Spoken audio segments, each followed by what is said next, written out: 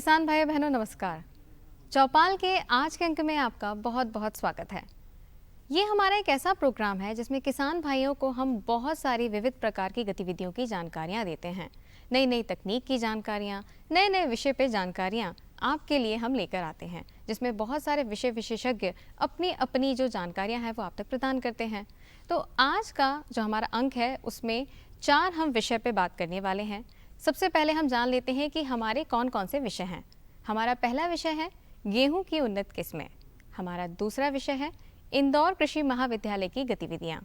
हमारा तीसरा विषय है ज्वार में कीट प्रबंधन और हमारा चौथा विषय है राष्ट्रीय कृषि अनुसंधान परिषद NAARM की गतिविधियां। तो अब जो हमारे विषय हैं इनके बारे में एक एक करके हम जान लेते हैं। हमारा पहला जो विषय है गेहूं की उन्नत किस्में। किसान भाइयों, हम सभी जानते हैं कि मध्य प्रदेश जो है वो गेहूं में एक उभरता हुआ अग्रणी राज्य है। एक समय था जब पंजाब हमसे आगे चलता था, लेकिन पिछले कुछ आंकड़ों को देखें तो मध्य प्रदेश जो है वो पहले स्थान पर है, उभरता हुआ राज्य है। ऐसे में अगर हमारे किसान भाइयों को उन्नत किस्मों की जानकारियाँ मिल जाएं तो वो अपनी पैदावार जो है उसको और अधिक बढ़ा सकते हैं और अधिक मुनाफा भी कमा सकते हैं। तो हम जानेंगे आज के हमारे इस विषय के बारे में। हमारा विषय है गेहूं की उन्नत किस्में और विस्तार से जानकारी देंगे डॉक्टर KC शर्मा, जो कि राष्ट्रीय गेहूं अनुसंधान परिषद इंदौर से हैं। आइए विषय के बारे में जानते हैं। किसान भाइयों, आज हम मौजूद हैं भारतीय कृषि अनुसंधान परिषद एवं भारतीय कृषि अनुसंधान संस्थान के क्षेत्रीय अनुसंधान केंद्र इंदौर में, और यहाँ पर इस संस्थान के अध्यक्ष हैं डॉक्टर KC शर्मा। बहुत बहुत स्वागत है सर आपका हमारे खास कार्यक्रम में। धन्यवाद किसान भाइयों। डॉक्टर साहब, हमारे किसान भाई जानना चाहेंगे कि आपका केंद्र जो है वो गेहूं की नई जातियों के विकास के लिए जाना जाता है, तो आप केंद्र के बारे में हमारे किसान भाइयों को बताइए। किसान भाइयों, सबसे पहले मैं आप सभी को नमस्कार करता हूं, और उसके बाद मैं जो हमारा मध्य प्रदेश के इंदौर में जो हमारा गेहूं अनुसंधान केंद्र के नाम से जाना जाता है, और ये इसका जो मुख्य संस्थान है वो दिल्ली जो पूसा इंस्टीट्यूट के नाम से जाना जाता है। और सन 1946-47 में हमारे मध्य प्रदेश में गेहूं में इतनी बुरा रतुआ आया था, जो काला भूरा रतुआ रहता है, कि हमारे जानवरों के लिए भी चारा नहीं मिल पाया था। तो इसकी जो हमारी परियोजना चल रही थी हमारे IRI में रतुआ की, जहां डॉक्टर BP पाल उसके कोऑर्डिनेटर थे, तो इस केंद्र को उसी जो रतुआ से रोधी किस्में उगाने के लिए इस केंद्र को 1951 में, जो कि 3 अक्टूबर 1951 उसकी नींव रखी गई थी, और ये उसका ही एक केंद्र बनाया गया था, जो अभी तक हमारे करीब 45 वैरायटी ऐसी विकसित कर चुका है जिसमें रतुआ या कोई दूसरी बीमारी नहीं आती है, और इसमें पैदावार बहुत अच्छी देने की क्षमता सभी प्रजाति हमारी रखती हैं, और जो विभिन्न दशाओं के लिए है। डॉक्टर साहब, आपने बताया रतुआ वो बीमारी थी जिसकी वजह से एक अनुसंधान खड़ा हुआ हमारे किसान भाइयों की मदद के लिए। डॉक्टर साहब, मध्य प्रदेश में गेहूं की कौन कौन सी जातियां होती हैं, इसके बारे में भी किसान भाइयों का मार्गदर्शन कीजिए।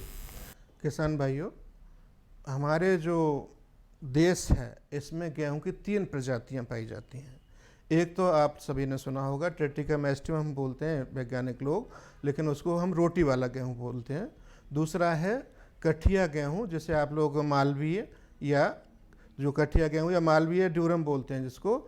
और तीसरी जो स्पीसीज है जो हमारे मध्य प्रदेश में नहीं होती, हमारे मध्य प्रदेश में या तो रोटी वाला गेहूं हम उगाते हैं या कठिया गेहूं उगाते हैं, और दोनों की प्रजाति हमारे प्रदेश में होती है। तीसरा जो है हमारा दक्षिण भारत में, जो महाराष्ट्र से लेके महाराष्ट्र कर्नाटक में ट्रिटिकम डाइकोम, जिसे एमर व्हीट बोलते हैं, वो होती है। तो हमारे 2 जो हमारी प्रजातियां हैं, मुख्य प्रजातियां हमारे मध्य प्रदेश के लिए, उन पर ये केंद्र शोध करता है, और नई नई प्रजातियां, एक से एक अच्छी प्रजाति, अधिक से अधिक पैदावार और जो बीमारी ना आए और अच्छी गुणवत्ता वाली हो, पैदा करता है। डॉक्टर साहब, हमारे किसान भाई अब अवगत हो चुके हैं, जान चुके हैं 2 तरह की जातियां गेहूं की होती हैं, एक रोटी वाला गेहूं, इसके अलावा एक मालवी गेहूं। डॉक्टर साहब, हमारे किसान भाई जानना चाहेंगे कि बुआई की विभिन्न विभिन्न परिस्थितियां होती हैं, तो उन परिस्थितियों के हिसाब से कौन सी किस्में उन्हें उगाना चाहिए।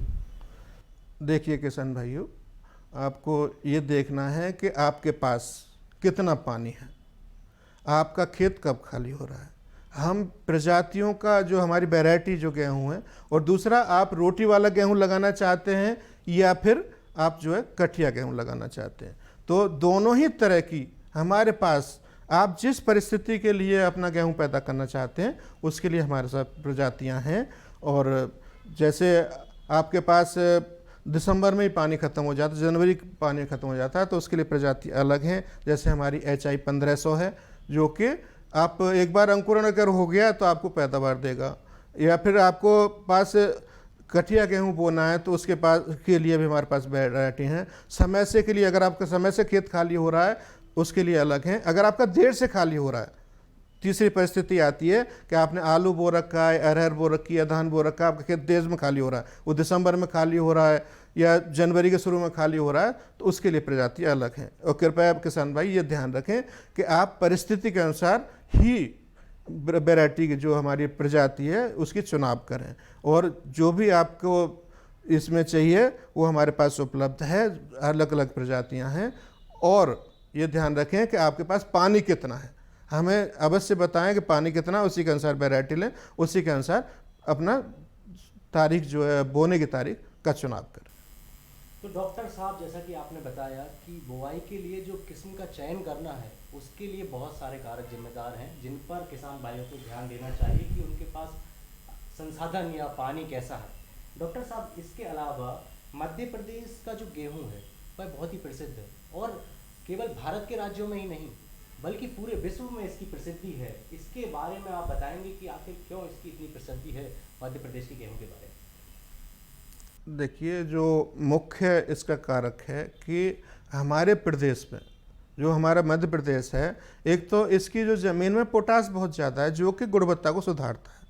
दूसरा है कि यहाँ पे जो संचयन आवर हैं दूसरे प्रदेशों के अपेक्षा यहाँ मिलते हैं, जिससे हमारे गेहूं की गुणवत्ता सुधरती है।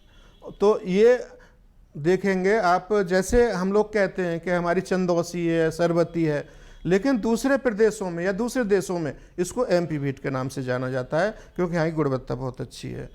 और हम लोग इसको जो है मध्य प्रदेश में हमारे जैसे रोटी वाला गेहूँ है उसको चंदौसी सरबती कहते हैं।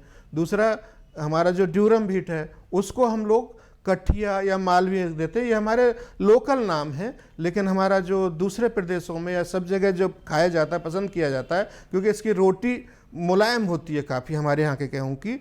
और देखा जाए तो अगर आप ध्यान से खाएंगे चपाती को, मुलायम के साथ साथ थोड़ा बहुत उसमें मीठापन भी आता है जो दूसरे किसी प्रदेश में नहीं आता है। इसलिए हमारे यहाँ के गेहूँ को पूरे हिंदुस्तान में ही नहीं दूसरे देशों में पसंद किया जाता है। डॉक्टर साहब, आज का जो किसान भाई है या गेहूं जिसको आखिर में खाना है, दोनों ही गेहूं की गुणवत्ता से समझौता नहीं करने वाले हैं, करना नहीं चाहते हैं। तो ऐसे में गेहूं की गुणवत्ता कैसे इससे संबंध रखती है, इसके बारे में मेरे किसान भाइयों को बताइए। देखिए, आपने बहुत ही समसामयिक प्रश्न किया है और ये आज सही बात है, क्योंकि हमारा देश, जैसे कि हमारे प्रधानमंत्री महोदय ने भी अभी कहा था छाती ठोक के कि हम पूरे संसार को गेहूं खिलाने की स्थिति में हैं, हमसे डिमांड करें और हम पूरे देश संसार को खिला सकते हैं। तो इसमें क्या है कि जो हम बाहर से गेहूं खरीदा करते थे, जो हमारे ग्रीन रेवोल्यूशन आई थी, हरित क्रांति आई थी, उससे पहले हमें दूसरे देशों से मंगाना पड़ता था और उनसे ऐसी क्वालिटी आती थी, जैसे लाल गेहूं आप सभी लोग जानते हो, थिनियम या गाजर घास बोलते हैं, वो उसी गेहूं के साथ आई हुई है। आज हमारा पूरा देश उससे परेशान है। लेकिन आज हम इस स्थिति में हैं कि हम पूरे देश के साथ साथ अपना पेट भर सकते हैं और दूसरों का भी भर सकते हैं। और हमारा जो अगर देखे जाए तो 2020-21 में जो उत्पादन था 109.6 मिलियन टन था, और अब इस साल थोड़ा सा घटा, क्योंकि हमारे कुछ प्रदेशों में जल्दी गर्मी आ गई थी, उससे थोड़ा सा 1000 ग्रेड जो 1000 दानों का वजन होता है वो थोड़ा कम हो गया था।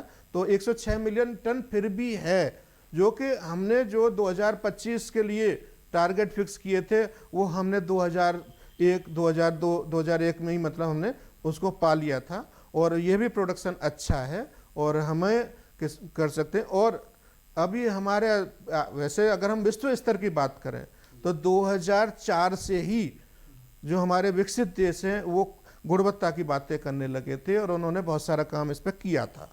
लेकिन हमारे यहाँ जो हमारा देश है इसमें 2018 से, क्योंकि हमारा प्रोडक्शन, हमारा पेट भर गया उत्पादन से, हमारे पास खूब रहने लगा, रहने की हमारे स्टोरेज भी कम पड़ने लगे, तो हम गुणवत्ता की तरफ जाने लगे। तो अब क्या हो रहा है कि गुणवत्ता में मुख्य रूप से 4 पे हम ध्यान दे रहे हैं। एक प्रोटीन, दूसरा है हमारा जो येलो पिगमेंट होता है जो आंखों के लिए बहुत अच्छा रहता है। तीसरा जैसे आयरन है जिसको हम लोग कहते हैं एनीमिया, इसी कमी से आता है। तो आयरन, क्योंकि आयरन पहले जो है 28 से 32 तक ही रेंज रहती थी अच्छी वैरायटियों में, लेकिन अब जो है, और जिंक की भी इतनी रहती थी, अब जो भी प्रजाति में हमारा जिंक और आयरन 40 ppm से ज़्यादा है उसको हम गुणवत्तापूर्ण मान लेते हैं। तो ये जो अभी जो चल रहा है, और अगर आपको ये जाने की खुशी होगी कि जो 2020 में हमारे प्रधानमंत्री महोदय ने 2 बार जो है राष्ट्र को वैरायटी समर्पित की हैं अलग अलग फसलों की, तो 2020 में हमारी 1633 प्रजाति को राष्ट्र को समर्पित किया था गुणवत्ता के लिए। उसके बाद जो है 1600, अभी जो पिछले साल जो सितंबर में प्रधानमंत्री महोदय ने, उसमें भी हमारी 2 प्रजाति हैं, जिनमें एक HI 8823 और जिसे हमने पूसा प्रभात नाम दिया है, और जो 1633 थी उसको हमने पूसा बाड़ी नाम दिया था, और एक दूसरी पूसा वकुला है जो इस बार किसानों के पास पहली बार पहुंचेगी, और ये भी प्रधानमंत्री महोदय ने राष्ट्र को समर्पित की है। तो हमारी 3 वैरायटी राष्ट्र को समर्पित गुणवत्ता के रूप में हो चुकी हैं, जिनमें 40 ppm से ज़्यादा जिंक आयरन होता है, वो गुणवत्ता में होती हैं। और अभी 2018 से हम लोग गुणवत्ता की तरफ जाने लगे हैं, और आजकल सभी फसलों में इस पर ध्यान दिया जा रहा है। तो डॉक्टर साहब, आपने गुणवत्ता के बारे में बताया, इसके अलावा हमारे किसान भाई अब जानना चाहेंगे कि गेहूं की जो किस्में हैं वो केवल ना हमारे प्रदेश में जो आपके संस्थान ने निकाली हैं, बल्कि वो अन्य प्रदेशों में भी प्रचलित हैं। इसका कारण क्या है, इस बारे में भी प्रकाश डालिए। देखिए, जो भी गेहूं की प्रजाति विकसित होती है वो एक स्टेबलाइजेशन लाने के बाद 8-10 साल हम लोग स्टेबलाइज अपने लेवल पे ही करते हैं उसको। जब अच्छी हो जाती है तो नेशनल लेवल पे, जिसको हम NIVT बोलते हैं, जो हमारे एक्सोएंट पढ़ते हैं, तो वो नेशनल लेवल पे जाते हैं। उसके बाद 2 बार हम AVT करते हैं, एडवांस वेराइटल ट्रायल, जो हम इसमें जो करते हैं AVT करते हैं। तो उन 3 साल के आधार पे जो वैरायटी जहाँ पे भी ज़्यादा पैदावार देती है, अच्छी गुणवत्ता की होती है, बीमारियाँ नहीं लगती हैं, मुख्य रूप से रस्ट है या करनाल बंट है या बहुत सारी बीमारियाँ, ब्लैक पॉइंट है, तो ये बीमारियाँ नहीं आती, जहाँ पे ज़्यादा पैदावार और ये सब गुण होते हैं वहाँ के लिए उसको रिलीज़ कर दिया जाता है। ऐसी हमारी वैरायटी दूसरे प्रदेशों के लिए बहुत सारी निकल चुकी हैं और हमारे पीछे रखी भी हुई हैं, और आप देख सकते हैं, और वहीं के लिए रिलीज जाती है। क्योंकि हमारा मेन फोकस जो रहता है वो अपने मध्य प्रदेश के लिए रहता है, और क्योंकि मध्य प्रदेश में गेहूं की कठिया और रोटी वाले दोनों गेहूं रहते हैं, और हमारे केंद्र की जो वैरायटी है एक से एक अच्छी है। आपको ये जानकर खुशी होगी कि संसार में 58 कुंटल पर हेक्टेयर से ज़्यादा एवरेज औसत जो है आज की तारीख में, जो पिछले साल का है, किसी देश का नहीं है। इंग्लैंड में है, अगर खाली इंग्लैंड का देखें तो उसका है थोड़ा ज़्यादा, लेकिन अभी जो अपने मध्य प्रदेश सरकार ने जो अभी अगस्त में ही डेटा जो आंकड़े प्रस्तुत किए हैं, उसमें अपने इंदौर का जो औसत है वो 60.1 कुंटल पर हेक्टेयर है, जो पूरे जिले का है। इसका मुख्य कारण है कि जो, क्योंकि हमारा काम है वैरायटी विकसित करना, और जो दूसरी एजेंसी होती है उनका काम होता है कि किसानों तक पहुंचाना, और हम लोग भी पहुंचाने की कोशिश करते हैं। जहाँ जहाँ हमारी वैरायटी पहुंच गई हैं वहाँ बहुत अच्छी अच्छी पैदावार हो, चाहे होशंगाबाद हो, चाहे हरदा हो, चाहे अपना इंदौर हो, चाहे हमारा और भी जो हैं प्रदेश के जो ज़िले हैं, काफ़ी अच्छी पैदावार वो ले पा रहे हैं। जबकि हमारे यहाँ पानी की कमी है, लेकिन हमने पानी के अनुसार ही प्रजाति डेवलप की हैं। और आपको ये भी जानकर खुशी होगी कि जो हमारी प्रजाति हैं, अभी भारत सरकार 2018 से इसमें हुई है। अगर आप हमारी पुरानी वैरायटीज़ को देखें तो हमारी वैरायटी पहले से ही बायोफोर्टिफाइड और ये जो गुणवत्ता में पहले से ही उन जो हमारे मानक इस तरह फिक्स किए गए उनसे ऊपर आ रही हैं। और आपको हम इसमें जो वैरायटी मेरे सामने रखी हुई हैं और जो भी है गुणवत्ता में पहले से ही है, हम पहले से ही गुणवत्तापूर्ण प्रजातियों का चयन कर रहे हैं और निकाल रहे हैं यहाँ से नई नई प्रजातियाँ, और हर कंडीशन के लिए ड्यूरम की भी और रोटी वाले की। तो डॉक्टर साहब, मध्य प्रदेश के सभी जिलों में गेहूं का उत्पादन अच्छा खासा है, और जैसा कि डॉक्टर साहब ने बताया हमारे किसान भाइयों के पास संसाधनों की कमी रही है, पानी की कमी रही है, लेकिन उन चुनौतियों से निपटने के लिए भारतीय कृषि अनुसंधान परिषद बिल्कुल तैयार है। और हमारे जो रिसर्च स्टेशंस है, जो रिसर्च अनुसंधान केंद्र हैं, वो पूरी मेहनत कर रहे हैं ताकि अच्छी से अच्छी वेराइटीज़ वो निकालें। इन जो कमियां है, रिसोर्सेज की कमियां है, संसाधनों की कमियां हैं, उसके बावजूद हमारे किसान भाई उत्पादन कर सकें। डॉक्टर साहब, आपने कहा कि 60 कुंटल प्रति हेक्टेयर, मतलब औसत ये उत्पादकता बिल्कुल विश्व प्रसिद्ध हमारा मध्य प्रदेश का गेहूं होने ही वाला है। डॉक्टर साहब, इसके अलावा जो मालवी गेहूं है, जिसे आपने बताया जाति ड्यूरम, इसके बारे में भी हमारे किसान भाइयों को बताइए। देखिए, कठिया गेहूं जो ड्यूरम व्हीट है, ये हमारे प्रदेश की स्पेशलिटी है। इतना न तो एरिया कहीं दूसरे प्रदेश में है, न उत्पादन है। और जो हमारी वैरायटी हैं, किसान भाई अगर देखें कि अभी हमें आप के बताएं कि हमारे पास एक पानी है, तो हम एक पानी हमारे पास, एक पानी दो पानी के लिए भी हमारे पास मालव कीर्ति उपलब्ध है। और एक अभी इसी साल अगर आप इसमें देखेंगे तो एक वैरायटी और निकल गई है, HI8830।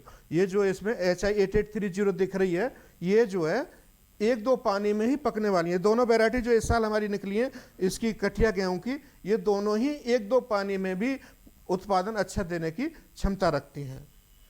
रही बात दूसरे की, अगर किसी के पास पानी है तो आज अगर देखें तो हमारे पास पूसा मंगल, पूसा अनमोल, और जो पूसा अनमोल का HI8737 है, और पूसा जो मंगल है उसका HI8713 है। और जो पोषण है हमारी, जो हमारी दो वैरायटी पहले बहुत ज़्यादा पॉपुलर रह चुकी हैं, जैसे हमारी पोषण और मालव शक्ति से ही गेहूं देखा जाए, जो 1999 हमारी जो यहाँ से विकसित हुई थी, जो HI8498, उसी से मालवीय गेहूं आया है, जो 5% से नीचे पहुंच गया था। आज वो 18% से भी ऊपर एरिया हमारे मध्य प्रदेश में हो गया है।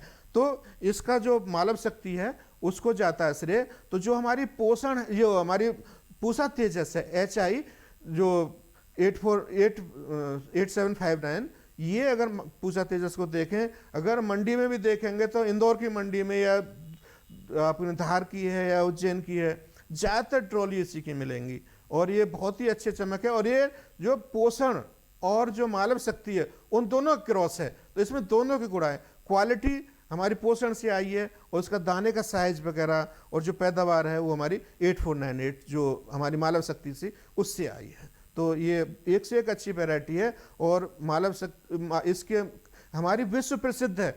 अगर आप कहीं पे भी जाके, अगर आप संसार में कहीं बात करेंगे कि मालवीय गेहूं पे काम कहाँ हो रहा है हिंदुस्तान में, तो इसी केंद्र की बात करेगा। आप इंदौर चले जाइए, वहाँ पे IRI का रजिस्ट्रेशन है, जो भीट या गेहूं अनुसंधान केंद्र के नाम से जाना जाता है। आप चले जाइए, यहाँ पे आपको उसके बारे में पूरी जानकारी मिलेगी। और हमारी एक से एक अच्छी वैरायटी और लगातार निकल रही है। ऐसा शायद आपको हिंदुस्तान में कोई सेंटर नहीं मिलेगा इतने कम आदमियों में, और इतना अच्छा जो वैरायटी निकाल रहे हैं। और सभी की जो है नेशनल लेवल पर पहचान है, इंटरनेशनल लेवल पहचान है। तो जैसा कि डॉक्टर साहब ने बताया, आत्मविश्वास हमारे अनुसंधान केंद्रों में दिखता है। गेहूं की ऐसी वैरायटीज़, अब जैसे कि डॉक्टर साहब आपने कहा कि गेहूं की किस्मों में पानी की वैसे आवश्यकता अधिक होती है, लेकिन मात्र 2 सिंचाई में भी गेहूं का अच्छा उत्पादन हमारे किसान भाई ले सकते हैं। विश्व स्तर पर हमारे गेहूं की प्रसिद्धि है। डॉक्टर साहब, इसके अलावा आपका जो केंद्र है वह उच्च गुणवत्ता वाले बीज के उत्पादन के लिए भी जाना जाता है। हमारे किसान भाइयों का मार्गदर्शन इस बारे में भी कीजिए। देखिए, मैं किसान भाइयों को थोड़ा सा ज्ञान देना चाहूँगा कि हमारी कुछ टेक्नोलॉजी भी दे दूं, ताकि गुणवत्ता की बात तो आएगी। और पहली है, किसान भाई, जो भी आपका नरवाई है उसको कोई न जलाएं, वो ही आपका पोषक तत्वों का बैंक है। उसे जलाने से हमेशा बचें, और कोशिश करें चाहे उसे खाद बना के डालें, चाहे रोटावेटर से उसमें मिलाएं, कैसे मिलाएं उसको न करें। दूसरा, जो दूसरी टेक्नोलॉजी हमारी है कि आप जो है सूखे में बुवाई करें। अगर आपके खेत में क्ले कंटेंट अगर आपने टेस्ट करवाया हो वो 60% से ऊपर नहीं है, तो हमेशा सूखे बुवाई करें और उसके बाद पानी दें, ताकि एक समान अंकुरण हो सके, उसका उठाव भी अच्छा आ सके। और आपको ऐसा ना हो कि कहीं दूसरे पानी में निकल रहा है, कभी कुछ होता है पहले पानी में निकलता है, अगर आप पलेवा करते हैं तो ये दिक्कतें आती हैं जो कि सूखे में बुवाई करने पर नहीं आती हैं। दूसरा किसान भाई, कुछ जिलों में देखा, जैसे हमारे हरदा है, होशंगाबाद है, यहाँ बीज 200-250 किलो प्रति हेक्टेयर तक डाल रहे हैं। हमारे केंद्र ने एक जो इसमें जो निकाला है, एक फॉर्मूला निकाला है, उस फॉर्मूले के तहत आप जो भी आपके 1000 दानों को वजन तोल के देखें, जितने भी ग्राम आए उतना किलो 1 एकड़ के लिए है। अगर हम उसमें 2.5 का गुणा कर देंगे, 2.5 गुणा कर देंगे तो हेक्टर के लिए हो जाएगा। और बीघे का तो मैं नहीं बताऊंगा, क्योंकि कहीं 4 का है, कहीं 2 का, 5 का है, इसलिए थोड़ा सा आप कंफ्यूज हो सकते हैं। हेक्टर से एकड़ से आप इसकी कर सकते हैं।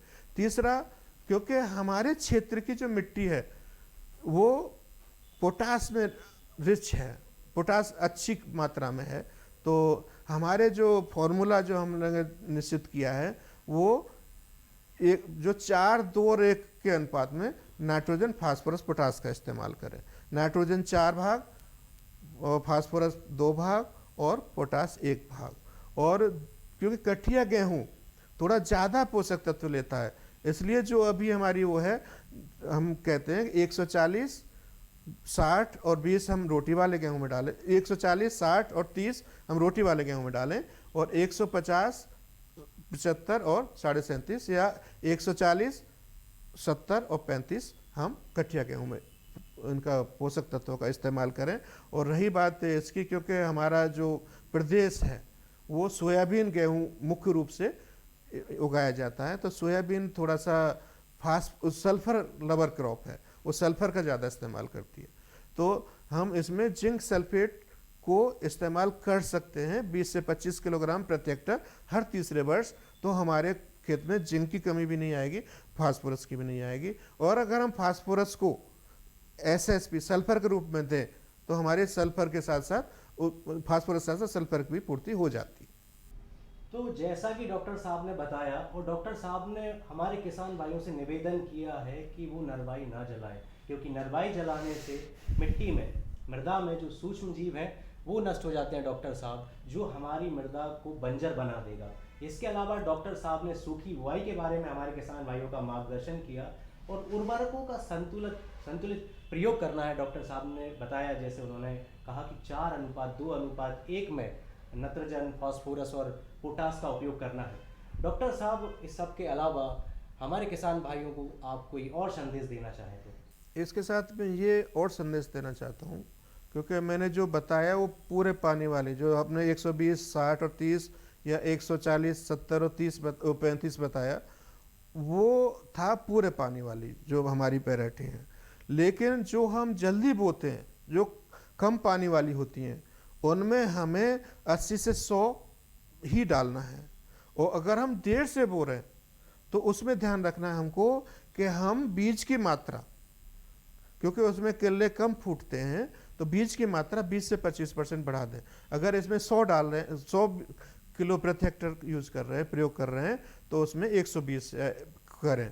और जो हमारे उर्वरक हैं वो उनका इस्तेमाल फसल कम कर पाती है देर से बोने वाली, तो उसके लिए हमें इनको कम करना पड़ता है। 20 से 25% हम उर्वरकों की मात्रा कम कर दें। दूसरा, जो हमने डाला है, अगर हम कम पानी वाला है तो उसको, जो कम पानी वाला है उसको हम, अगर 1-2 पानी है, हमारे पास ऐसी प्रजाति भी है जैसे HI 1500 अमृता, जिसमें आप जो है एक बार अंकुरण लायक हमारी नमी होनी चाहिए खेत में। अगर अंकुरण हो गया तो वो पूरी बढ़ेगी, 110 से 120 सेंटीमीटर तक बढ़ जाएगी, और पैदावार जो देती है, हालांकि पूरे सिंचाई वाले के बराबर नहीं देगी, लेकिन बहुत ही अच्छी गुणवत्ता का आपको दाना दे सकती है। कम से कम 20-25 कुंटल आराम से दे देती है प्रति हेक्टर का। दूसरा, कम पानी वाली भी हैं, जैसे हमारी हर्षिता है, या HI 1605 पूसा उजाला, जो हमारी लेटेस्ट वैरायटी है कम पानी में, अब 1 से लेकर 3 पानी तक में भी बहुत अच्छा दाना पकता है और बहुत अच्छी गुणवत्ता देती है। इनमें हमें जो है 80 से 100 हमें नाइट्रोजन डालना है, उसी रेशियो में 4:2 के में हमें दूसरे पोषक तत्व डालने। लेकिन किसान भाई ये भी ध्यान रखें कि पोषक तत्व जब हम डाल रहे हैं, फास्फोरस, पोटास, क्योंकि हम जहाँ डाल देते हैं वहीं पड़े रहते हैं और वो खत्म नहीं होते ज़मीन से। लेकिन नाइट्रोजन एक ऐसा पोषक तत्व है जिसे हम एक साथ नहीं डाल सकते, तो उसको हमें, जो कम पानी वाली हैं उनमें 2 बार में, और जो ज़्यादा पानी वाली हैं उनको 3 बार में डालेंगे तो निश्चित रूप से 3 बार से मतलब क्या, 1-2 बार में, एक बार तो आपने बुवाई के समय पर दे दिया और दूसरा पहले पानी पे दे दें जब भी पानी उसमें लगा रहे हैं। लेकिन जो पूरे पानी वाले हैं उसमें 3 बार में डालना है हमें। एक बुवाई के समय पे 1/3 मात्रा नाइट्रोजन की, और उसकी 1/3 जो है पहले पानी पे और 1/3 दूसरे पानी पे। इस तरह से हमें इसको डालना है। और ये भी ध्यान रखना है कि अगर कभी आप पुरानी वैरायटी ना इस्तेमाल करें, नई से नई वैरायटियाँ लें ताकि बीमारी ना आए। कभी कभी किसान भाई, अभी हम लोग वहाँ कार्यशाला में थे मीट में जो हमारी ग्वालियर में हुई थी, तो कुछ ने ब्लैक टिप आने की वो की थी, तो पुरानी वैरायटी लगा लेते हैं। अगर पुरानी वैरायटी लगा रहे हैं तो बीज को या तो जो टिल्ट आता है, प्रोपिकोनोजोल एक आता है, उससे उपचार कर लें और एक स्प्रे कर देंगे उस पर जब बूट स्टेज होती है, जब बाली निकलने वाली होती है या बाली आधी निकल जाए तब छिड़काव करेंगे तो उससे निजात हम पा सकते हैं। तो ये हमें छोटी छोटी बातें ध्यान रखनी है तो हम पूरा पैदावार ले सकते हैं। और ध्यान रखें समय पे, जो हम समय बता रहे हैं समय के अनुसार। अगर आपने जल्दी में बोने के लिए आपने जैसे लोकवन है या जो बो रहे हो आप पहले से, उससे थोड़ा सा कम करें। और ऐसा ही 1544 ये हमारी एक वैरायटी अभी निकली है, 2 निकल चुकी हैं अभी, एक पिछले साल निकली है, एक इस साल निकली है, HI 1636 पूसा बकुला, जो कि खाने में बहुत अच्छी है और उसका दाना 55 ग्राम तक है और 60 ग्राम तक भी आ जाएगा अगर ढंग से पैदा किया जाएगा। और एक इस साल अभी हमारी जो इसमें है HI 1650 जो हमारी इसमें निकली हुई है, ये हम इस साल पैदा करेंगे, अगले साल किसानों को मिल पाएगा। ये 1636 तो कुछ मात्रा में हमने पैदा किया है, ब्रीडर सीड हम किसानों को देंगे और अगले साल 1650 भी देंगे। निश्चित रूप से ये किसानों को अच्छी से अच्छी पैदा, क्योंकि जो हमारी पूर्णा थी जो कि कहीं पे अन्नपूर्णा के नाम से चल रही थी, कहीं कुछ इस वैरायटी को दूसरे नामों से प्राइवेट वाले और सब बो रहे थे, तो उससे निजात मिलेगी। और अब क्योंकि वो 2008 की वैरायटी थी और वो इतनी अच्छी वैरायटी थी किसी को नहीं आगे देना चाह रही थी, लेकिन सौभाग्य से हम लोगों को पिछले साल उससे अच्छी वैरायटी पूसा बकुला करके मिल गई है।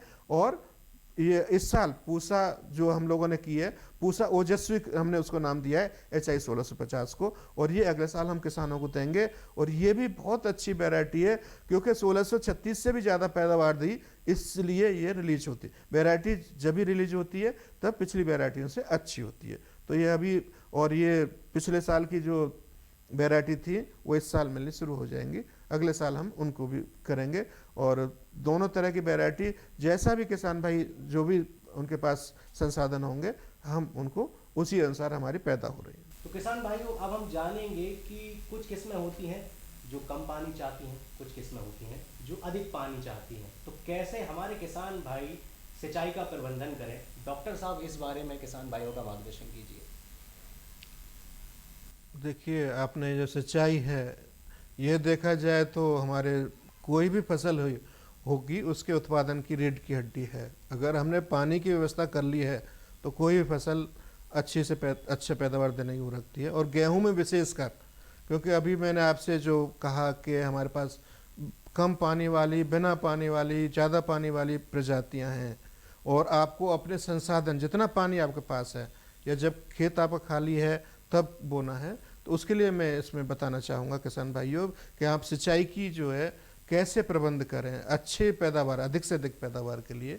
इसमें सबसे पहले आपको ध्यान रखना है कि आपका जो पानी कब तक आप दे सकते हैं। और निश्चित रूप से हमें बताना चाहूँगा कि आप 20 अक्टूबर से पहले गेहूं की बुवाई कभी ना करें। ये ना करें कि हमारे पानी ख़त्म हो जाएगा। और पानी जो देना है, जो कम पानी वाली है, अगर आपके पास एक ही पानी है तो उससे फसल को देखते रहे 35 से 45 दिन पर देंगे आप उसको, तभी अधिकतम पैदावार होगी। वो प्रजाति ऐसी हैं वो सूखेगी नहीं और आपको पैदावार देंगे। अगर आपके पास 2 पानी है तो 35 से 40 दिन पे पहला पानी दे दीजिए, दूसरे 70 से 80 दिन पे देंगे। जैसे फसल को देखते रहें, ज़्यादा न मुरझानी चाहिए। और ये मत भूलिए, मत सोचिए कि जो हमारी फसल सूख रही है, मुरझा रही है। जड़ों का विकास तभी होता है जब फसल पानी मांगती है, उसी हिसाब से वैरायटी जो है हम निकालते हैं। अब जैसे कम पानी वाली, एक पानी वाली वैरायटी की बात करें तो उसकी जो जड़ 1 मीटर से भी गहरी चली जाती है, वो नीचे से पानी लेती है। और ज़्यादा पानी वाली रहती हैं उनको जड़ इतनी गहरी नहीं जा पाती हैं। जैसे मैंने आपको पूसा तेजस बताई, पूसा मंगल, पूसा जो कटिया गेहूं की हैं, या आपको मैंने इसके पूसा बकुला, पूर्णा, और ये मैंने पूसा ओजस्वी बताई, ये ज़्यादा पानी वाली हैं। तो ये ध्यान रखें कि जो हमने वैरायटी पैदा की है उसी कंडीशन में की हुई है। अगर पास 2 पानी है तो दूसरा जो देंगे, पहला 35 से 40 दिन पे, दूसरा 70 से 80 दिन। अगर आपका 3 पानी है तो क्योंकि जो इसकी मुख्य क्रांतिक अवस्था होती है वो CRI जिसे हम बोलते हैं, ये चंदेरी निकलती है, जड़ें निकलती हैं 20 से 22 दिन पे, उसमें देना चाहिए। दूसरा 50-55 दिन पे, तीसरा 80-85 दिन पे देना चाहिए तीसरा पानी। अगर 4 पानी है तो निश्चित रूप से आप 20 से 22 दिन के अंतराल पर देते रहिए, आपको ज़्यादा सोचने की जरूरत नहीं है। और पानी चाहे जल्दी बोने, देर से, वो समय से बोने वाली हो या देर से बोने वाली हो, आपको 20 से 22 दिन के अंतराल में पानी देना है। जो हम देर से बोते हैं वो भी पूरे पानी वाली होती है। और लेकिन वैरायटी का चुनाव वही करें जो आपके पास पानी की उपलब्धता है, नहीं तो अगर आपने इनमें बदलाव किया तो पैदावार उतनी नहीं मिल पाएगी और आपको नुकसान होने का अंदेशा रहेगा। तो डॉक्टर साहब, आपने हमारे किसान भाइयों का मार्गदर्शन किया, गेहूं की जातियों के बारे में बताया, कठिया गेहूं और रोटी वाला गेहूं। इसके अलावा डॉक्टर साहब ने बताया गेहूं की गुणवत्ता के बारे में, और गेहूं की जो नई किस्में हैं जो आने वाली हैं भविष्य में, उनके बारे में भी डॉक्टर साहब ने बताया। और डॉक्टर साहब, आपका संस्थान क्षेत्रीय अनुसंधान केंद्र इंदौर लगातार प्रयासरत है किसानों की समस्याओं का हल करने के लिए। कम संसाधन है, कोई समस्या नहीं है, क्षेत्रीय अनुसंधान केंद्र इंदौर लगातार किसानों की मदद करते रहेगा। डॉक्टर साहब, बहुत बहुत धन्यवाद आपका हमारे कार्यक्रम में आने के लिए। हाँ किसान भाइयों, अभी जो भी मैंने आपको बताया, हम लोग बीज पैदा करते हैं और नई नई वैरायटियों के यहाँ पे प्रशिक्षण भी देते हैं। और इस केंद्र पर आप सभी का जो भी बीज पैदा करते हैं या जो भी किसान भाई हैं, किसी भी ज़िले के हैं, कहीं के भी हैं, सभी का यहाँ पे बहुत बहुत स्वागत है और आप सभी को धन्यवाद।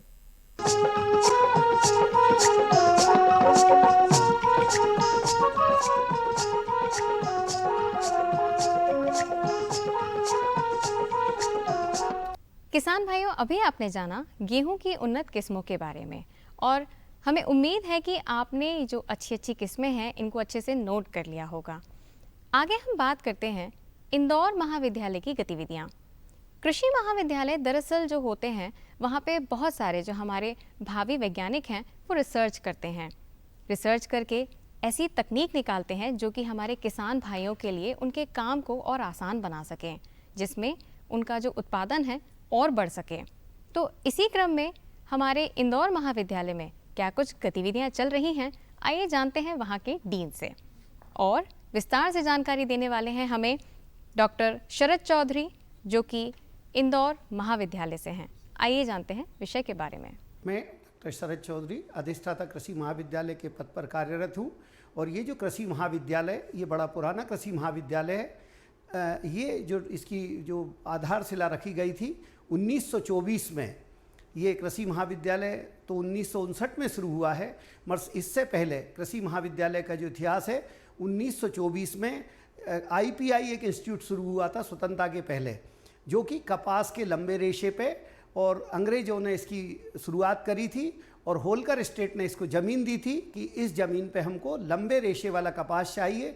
और भी जो रिसर्च थी, तो डॉक्टर अल्बर्ट हार्वर्ड के नेतृत्व में यहाँ एक टीम आई थी और उन्होंने यहाँ काम शुरू करा था। 1924 में जब हार्वर्ड साहब ने यहाँ से काम शुरू करा था IPI के रूप में, तो बहु विषय लेके उनने अपना काम शुरू किया था।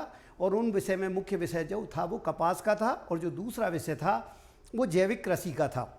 और डॉक्टर हार्वर्ड ने कपास पर सफलता पाई, बहुत सारी वैरायटियाँ उस समय विकसित हुई, और भी दूसरी विधियाँ हुई, मगर जो सबसे मुख्य विधि थी वो विधि थी कि इंदौर कंपोस्ट मेथड, जो कि हिंदुस्तान की पहली जैविक खाद बनाने की विधि यहाँ पर विकसित की गई थी। और उस विधि का जो उसका प्रदर्शन था वो इंग्लैंड में जब डॉक्टर हार्वर्ड ने किया था, तो आदरणीय बापू उस समय वहाँ इंग्लैंड में थे, और उन्होंने जब उस विधि को देखा तो उन्होंने कहा कि मैं इंदौर ज़रूर आऊँगा और इस विधि को देखूंगा। तो 1935 में बापू स्वयं यहाँ आके इंदौर कंपोस्ट मेथड विधि का अवलोकन किया और इसकी सराहना की, और तभी से ये देश में पूरे फेमस, पूरे देश में इंदौर का नाम रोशन हुआ। और डॉक्टर अल्बर्ट हार्वर्ड जो कि जैविक कृषि के पिता में माने जाते हैं, ये उनकी कर्म भूमि रही है। बाद में और भी इस पर अनुसंधान चलते रहे और 1959 में जाके यहाँ कृषि महाविद्यालय की स्थापना हुई। एक बात मैं और आपसे सभी लोगों को बताना चाहूँगा कि डॉक्टर अल्बर्ट हार्वर्ड ने ये बोला था कि इस मालवा में, जो कि हमारी फेमस कहावत है कि इस मालवा की माटी की जो विशेषता है कि डगडग रोटी पग पग नीर, हम आगे बढ़ते जाएं हमको भोजन मिलेगा और हमको अपने पानी की व्यवस्था भी रहती है। ये मालवा की माटी की विशेषता है। दूसरी, इस माटी की एक और विशेषता है कि यहाँ जो पानी गिरता है और यहाँ बतर कंडीशन, जिसको किसान कहते हैं कि सोइंग की कंडीशन, बहुत जल्दी आ जाती है। हमारा ड्रेनेज बहुत अच्छा इस भूमि में है। तो डॉक्टर अल्बर्ट हार्वर्ड ने जो इस आधारशिला रखी थी कृषि की, उसी आधारशिला पे आगे जाके जब ये कृषि महाविद्यालय बना तो इस कृषि महाविद्यालय ने बहुत से आयाम गढ़े हैं। सबसे पहला जो था कपास के क्षेत्र में, हिंदुस्तान का जो दूसरा हाइब्रिड है JKH1 के नाम से, इसी इंदौर में विकसित हुआ है। इसी इंदौर में कपास की और भी बहुत सारी जातियां विकसित हुई हैं जिनका पूरे देश में आज भी संचालन होता है। सोयाबीन पे बहुत सारा काम हुआ है। हमारी सोयाबीन की बहुत सारी जातियां आज भी पूरे देश में फेमस है। और यहाँ से जो शुरुआत हुई थी इसकी, आगे चल के फिर गवर्नमेंट ऑफ इंडिया ने बहुत सी परियोजनाएं यहाँ पर दी गई हैं। अभी वर्तमान में करीब 6 परियोजनाएं काम कर रही है। इससे पहले भी 10 परियोजनाएं बंद भी हो चुकी है अपना काम करके, अपना उद्देश्य पूर्ण करके। एक बात और बताना चाहूँगा कि पूरे देश में आज इंटीग्रेटेड फार्मिंग सिस्टम, समन्वित कृषि प्रणाली का पूरी बड़ी गूंज है और यही एक प्रणाली है जिससे हमारे किसान का और हमारे देश का विकास हो सकता है। इस प्रणाली का भी जो प्रयोग हुआ था 2005 से लेकर 2005 में किसानों के खेत में हमने प्रयोग किए थे और सिद्ध किया था कि ये प्रणाली पूरे देश के लिए बहुत अच्छी उपयोगी है। पूरे देश में भी और जगह भी काम हुआ था। हमारे मालवा में पहले हिंदुस्तान में काम हुआ था, फिर इस प्रणाली का 2010 से पूरे देश में इसमें परियोजना शुरू हो गई है और उस पर काम चल रहा है।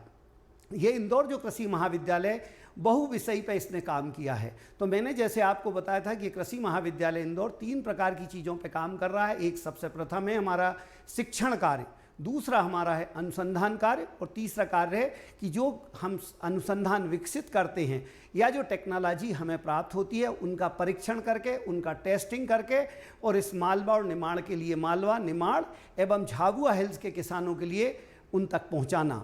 और हमारा जो कृषि महाविद्यालय है उसके अंतर्गत इस मालवा निमाड़ में हमारे कृषि महाविद्यालय के 8 कृषि विज्ञान केंद्र कार्यरत हैं और दो कृषि विज्ञान केंद्र वो प्राइवेट सेक्टर में काम कर रहे हैं, जिनके माध्यम से जो तकनीकी हम विकसित करते हैं वो किसानों तक पहुंचाते हैं।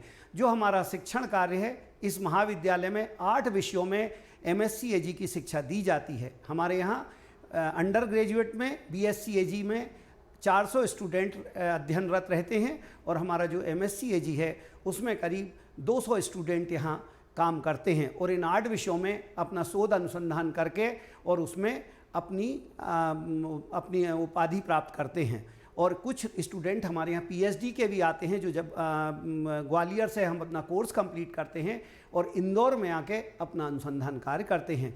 तो ये जो कृषि महाविद्यालय कृषि के क्षेत्र में सतत प्रयासरत है और इस महाविद्यालय की जो ख्याति है पूरे देश में है। पूरे मध्य प्रदेश में जो दोनों कृषि विश्वविद्यालय काम कर रहे हैं, चाहे वो जबलपुर हो और चाहे ग्वालियर हो, हमारा इंदौर जो कृषि महाविद्यालय इसकी सबसे ज़्यादा छात्रों में उपयोगिता रही है और मैक्सिमम छात्र यहाँ शिक्षा लेना चाहते हैं, क्योंकि हम गुणवत्ता युक्त जो शिक्षा है उसको देने की कोशिश करते हैं। और दूसरा, गुणवत्ता युक्त शिक्षा के साथ प्रैक्टिकल, क्योंकि जो एग्रीकल्चर है वो बिना प्रैक्टिकल के पूर्ण नहीं होता है। तो जो हमारी ज़मीन है उन पे जो हमारे जो छात्र हैं वो स्वयं अपना अनुसंधान करते हैं और उसके बाद उस अनुसंधान को प्रस्तुत करते हैं और पूरे देश में जिसकी हमारे छात्रों को ख्याति भी मिली हुई। यहाँ पे राष्ट्रपति अवार्डेड भी प्रोफेसर रहे हैं और बहुत ऐसी परियोजनाएं हैं जिन्होंने नेशनल स्तर पर, राष्ट्रीय स्तर पर अपना नाम कमाया है। हमारे जो छात्र हैं वो लगातार इस काम को कर रहे हैं। हमारे जो BSc AG के छात्र हैं वो ग्रीन डिग्री प्रोग्राम होता है। जो भी छात्र यहाँ एडमिशन लेता है वो छात्र आने के बाद यहाँ एक पौधारोपण करता है, उसकी देखभाल करता है और बाद में उसकी डिग्री के समय उसको वो प्रमाणित करता है कि मैंने जो पौधा लगाया था वो आज भी है। तो हमारा ग्रीन डिग्री प्रोग्राम भी यहाँ संचालित होता रहता है। और जो हमारे MSc के विषय हैं, 8 विषय जैसे मैंने बताए थे, उन पर बहुत सारा काम हो रहा है। इस महाविद्यालय में हमारे जो छात्र हैं वो प्रैक्टिकल रेडी प्रोग्राम और रावे प्रोग्राम चलता है। रावे प्रोग्राम में हमारे छात्र 4 महीने के लिए किसानों के यहाँ जाते हैं और वहाँ रह के काम करते हैं, उनको अपना करीब से देखते हैं और उनकी जो भी चीज़ें हैं कि उनकी क्या आवश्यकता है, क्या उनकी नीड है और क्या उनकी प्रायोरिटीज़ है, जिससे कि हम उस बेस पे अपने अनुसंधान की जो दिशा है वो निर्धारित कर सकें। तो हमारे छात्र रावे प्रोग्राम करते हैं। उसके बाद रेडी प्रोग्राम हमारे यहाँ चलता है कि जिसमें हमारे छात्र करीब 5 विषयों पे इस महाविद्यालय में काम कर रहे हैं, जिसके कि स्किल डेवलपमेंट का प्रोग्राम है। माननीय मोदी जी का जो प्रोग्राम है उसके अनुरूप पूरे देश में जो काम हो रहा है उसी के अनुरूप हम भी यहाँ काम कर रहे हैं। तो हमारा स्किल डेवलपमेंट का प्रोग्राम भी चल रहा है। हमारे छात्र मशरूम पे काम करते हैं, प्रैक्टिकल बनाते हैं, देखते हैं। हमारे छात्र ऑर्गेनिक कंपोस्ट पर काम कर रहे हैं, हमारे छात्र वर्मी कंपोस्ट पर काम कर रहे हैं, हमारे छात्र value addition and post harvest पे काम कर रहे हैं और हमारे छात्र नर्सरी डेवलपमेंट पे काम कर रहे हैं। तो हमारे छात्र लगातार उससे कमाते भी हैं और सिद्ध करते हैं कि कैसे यदि एक किसान चाहे तो उसकी उन्नति स्किल डेवलपमेंट के माध्यम से हो सकती है। उसमें भी हमारा काम हो रहा है। यहाँ जो परियोजनाएं चल रही है तो इस महाविद्यालय में जो सबसे बड़ी परियोजना है वो शुष्क खेती अनुसंधान परियोजना है, जो पश्चिम भारत के लिए काम करती है। और हमारा पश्चिम मध्य प्रदेश में हम कार्यरत हैं। सबसे बड़ी ये देश की शुष्क खेती अनुसंधान परियोजना है और ये जो परियोजना है ये जल पे काम करती है कि जो हमारा मैक्सिमम एरिया है 52% मध्य प्रदेश का जो एरिया है वो रेनफेड है, वर्षा आधारित है। उस वर्षा आधारित में हमारे किसान कैसे नई नई तकनीकों का उपयोग करते हुए अपनी कृषि का विकास कर सकें, अपनी इनकम को डबलिंग कर सकें और फ़ायदा कर सकें। ये हमारा नेशनल अवार्डेड प्रोजेक्ट है। दूसरी परियोजना हमारी समन्वित कृषि प्रणाली परियोजना है जो कि जैविक कृषि पे काम करती है। हमारी साल्ट अफेक्टेड सॉइल है। हमारे यहाँ मैं बताना चाहूँगा कि हमारे यहाँ सेफ फ्लावर पे कुसुम परियोजना, जिसमें हमने देश में सबसे ज़्यादा तेल देने वाली वैरायटी विकसित की है। हमारे यहाँ ज्वार परियोजना है जिसने अच्छी से अच्छी जानकारी। मैं ये कहना चाहूँगा कि हमारा जो महाविद्यालय है हमारे प्रदेश के विकास में और देश के विकास में सतत क्रियाशील है और पूरी निष्ठा के साथ कोशिश कर रहा है कि हमारे छात्रों का, हमारे विद्यार्थियों का और हमारे किसानों का ज़्यादा से ज़्यादा भला हो और प्रदेश में उसका लाभ मिल सके। धन्यवाद।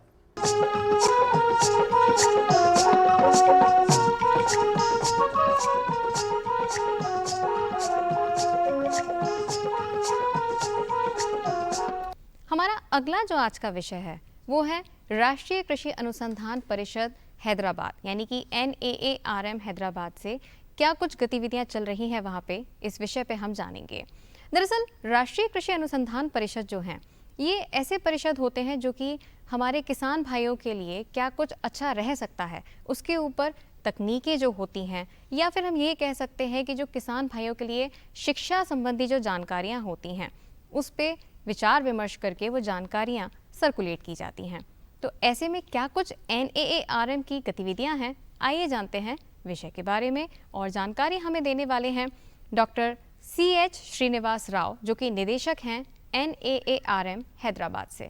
आइए जानते हैं इसके बारे में। मेरा नाम CH श्रीनिवास राव हूँ। मैं निदेशक रूप में काम कर रहा हूँ केंद्रीय कृषि अनुसंधान प्रबंध अकादमी, वो हैदराबाद तेलंगाना स्टेट में है। तो इसका संस्था का मुख्य उद्देश्य ये है पूरा भारत से जो वैज्ञानिक सेंट्रल गवर्नमेंट का वैज्ञानिक है उनका उधर फाउंडेशन ट्रेनिंग 3 महीने का ट्रेनिंग करते हैं। उसके साथ साथ हम लोग जो 70 से ज़्यादा स्टेट एग्रीकल्चर यूनिवर्सिटीज़ है, कृषि विश्वविद्यालय है भारत में, उसमें जो नया साइंटिस्ट है ये फैकल्टी ज्वाइन करते हैं, उनके लिए भी वैज्ञानिक इंडक्शन प्रोग्राम, मतलब कैसे पढ़ाना, कैसे टीचिंग करना, कैसे बच्चों को ये अच्छा पढ़ाना, उसमें भी टीचिंग वो करते हैं। उसके साथ साथ हम लोग पूरा देश में 110 से ज़्यादा ICR संस्थान है, उसका हेड ऑफ़ द डिविजन्स है, हेड्स हैं, उसके लिए भी हम लोग 10 दिन ट्रेनिंग देते हैं। उसके अनुसार उसके बाद फिर जो वैज्ञानिक जो निर्देशक बनता है उनका सभी संस्थान का डायरेक्टर्स को बुला के 1 हफ्ते के लिए हम लोग ट्रेनिंग नारम में देते हैं।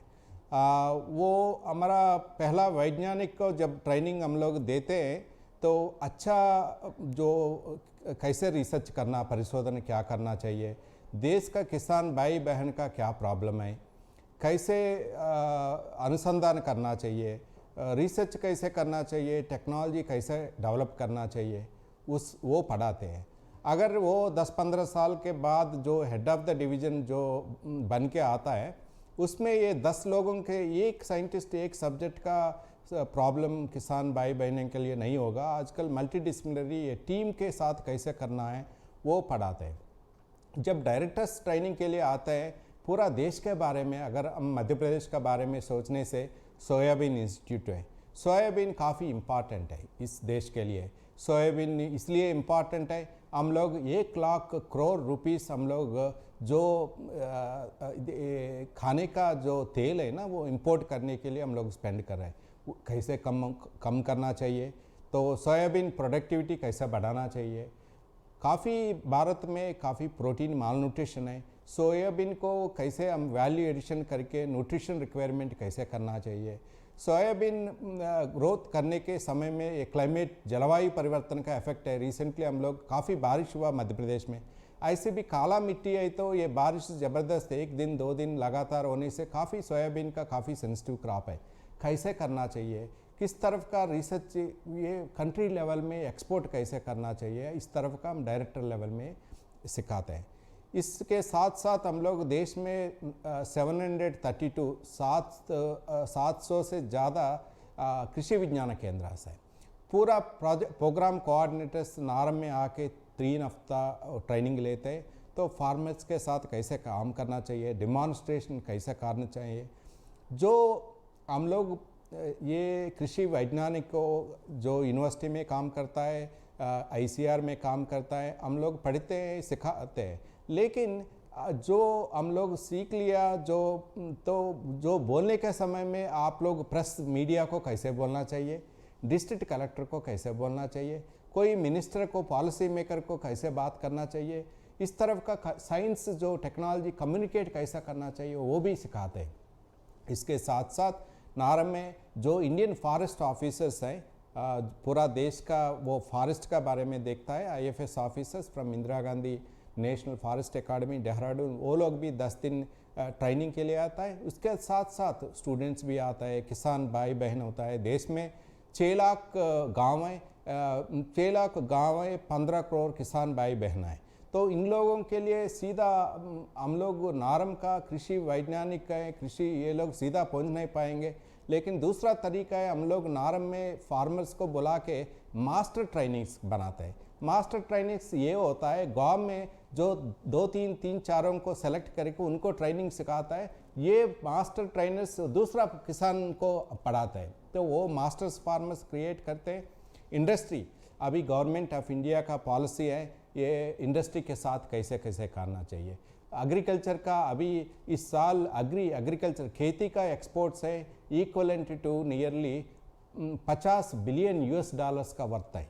तो गवर्नमेंट ऑफ इंडिया का जो हमारा टारगेट्स है ये डबल 2 गुना कैसे होगा, 100 बिलियन एग्री एक्सपोर्ट कैसे होगा। इसलिए हम लोग एग्री एंटरप्रेन्योरशिप, खेती को एग्री बिजनेस मॉडल्स कैसे करना है, वही हम लोग नारम से हम लोग फार्मर प्रोड्यूस अकेले फार्मर खेती करना आजकल काफ़ी डिफ़िकल्ट है।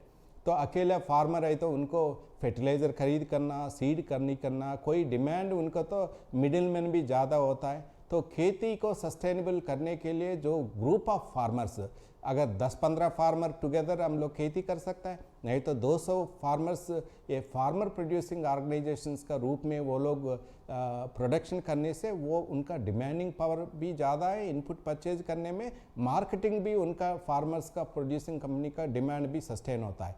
तो हम लोग उसके लिए FPOs को ट्रेनिंग करते हैं। एग्री स्टार्टअप जो हमारा भारत में जो हम लोग प्रोड्यूस करते हैं, कम से कम 320 million turns food grain produce कर रहे हैं इस साल। 330 मिलियन टन्स हार्टिकल्चर मतलब जो फल वेजिटेबल्स हम लोग ग्रो करते हैं, और उसके साथ साथ 230 मिलियन लीटर्स मिल्क सभी है। लेकिन जो हम लोग प्रोड्यूस कर रहे हैं 30 गुना हम लोग नुकसान मतलब लॉस हो रहा है, फूड लॉस है। उसका लॉस कैसे, उसको वैल्यू एडिशन कैसे करना है, वो भी इम्पॉर्टेंट चीज़ है। नारम में ये हम लोग पढ़ाते। एंड दूसरा ट्रेनिंग एस्पेक्ट में इसके साथ साथ अभी आज मैं इधर इंडोर एग्रीकल्चर कॉलेज इस यूनिवर्सिटी में अंदर में हम लोग ये ट्रेनिंग पूरा देश के लिए हम लोग जब ट्रेनिंग रिक्वायरमेंट हम सोचता है ट्रेनिंग रिक्वायरमेंट्स काफ़ी इम्पॉर्टेंट है मध्य प्रदेश में, इसलिए सभी यूनिवर्सिटी दूर दूर से नहीं आ पाएंगे इसलिए हम लोग नारम से हैदराबाद से आके इधर यूनिवर्सिटी में ट्रेनिंग करके ये टीचर्स है पढ़ाने वालों को अच्छा पढ़ाएंगे कैसे बच्चों को ऐसा ये अच्छा इम्पैक्टफुल टीचर्स कैसे करेंगे। सो दो एमर्जिंग इश्यूज है ना, ये टीचर्स को पढ़ाने से जो मध्य प्रदेश खेती में और भारत के खेती में और उन्नति ज़्यादा अच्छा आ जाएगा। अच्छा स्टूडेंट्स पढ़ाएंगे तो स्टूडेंट्स अच्छा होने से अगले 10-15 साल 20 साल के बाद भारत का खेती काफ़ी उन्नति होगा, यही उद्देश्य है। किसान भाइयों, आज के हमारे चौपाल के अंक में हमने 4 विषयों के बारे में जाना। जहां हमने सबसे पहले जाना गेहूं की उन्नत किस्में, वहीं हमने दूसरी तरफ जाना कृषि महाविद्यालय इंदौर की गतिविधियों के बारे में, और आखिरी में हमारा विषय था राष्ट्रीय कृषि अनुसंधान परिषद NAARM हैदराबाद की गतिविधियां। किसान भाइयों, उम्मीद करते हैं कि हमारा आज का ये अंक आपको ज़रूर पसंद आया होगा। आज के इस अंक में फ़िलहाल इतना ही, फिर आपसे मुलाकात होगी, तब तक के लिए दीजिए अनुमति। नमस्कार।